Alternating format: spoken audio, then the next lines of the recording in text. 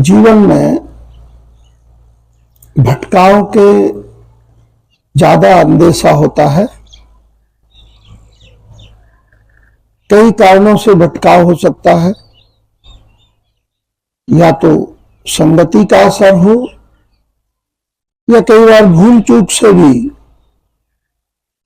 हम अपना रास्ता भटक जाते हैं। एक छोटा सा प्रसंग आपको सुनाता हूं। एक ट्रेन के डिब्बे में एक बच्चा बहुत जोर जोर से रो रहा था। सामने बैठी हुई एक वृद्धा माता ने उससे पूछा कि बेटा क्यों रो रहे हो? वो नहीं बोला।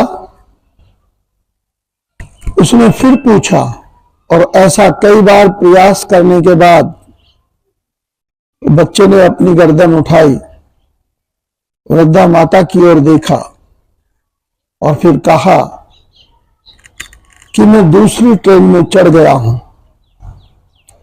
इसलिए मैं रो रहा हूं। वृद्धा माता ने सहज भाव से कहा कि कोई बात नहीं, आप अगर दूसरी ट्रेन में चढ़ गए तो अगले स्टेशन पर उतर जाओ। उतर करके जो ट्रेन आपकी है उसको पकड़ लो। उसने कहा, माता जी आप जानते हैं आजकल गाड़ियों में कितनी भीड़ चल रही है। बिना रिजर्वेशन के मैं अगर दूसरी गाड़ी में चढ़ूंगा, वहां मुझे सीट मिले ना मिले, ये तो डिब्बा खाली है, आराम से बैठा हूं।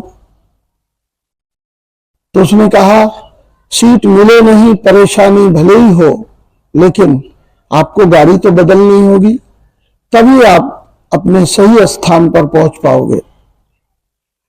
ठीक इसी प्रकार अगर कोई इंसान राह से भटक जाता है, कोई बच्चा राह से भटक जाता है, तो वापस उसको अपनी सही राह पर आने में परेशानी तो होगी ही, दिक्कत तो होगी, लेकिन रास्ता भी वही है। अगर हमें सही अपने डेस्टिनेशन पर जाना है, सही जगह पर पहुंचना है, तो हमें अपनी गाड़ी को बदलना ही पड़ेगा।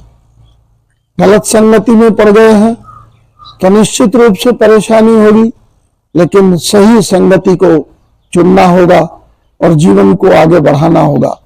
अगर जीवन में कुछ पाना है तो सही ट्रैक पर चलकर, सही ट्रेन में बैठकर, सही लोगों के साथ रहकर हमें कुछ पाया जा सकता है, अन्यथा नहीं। Thank you so much.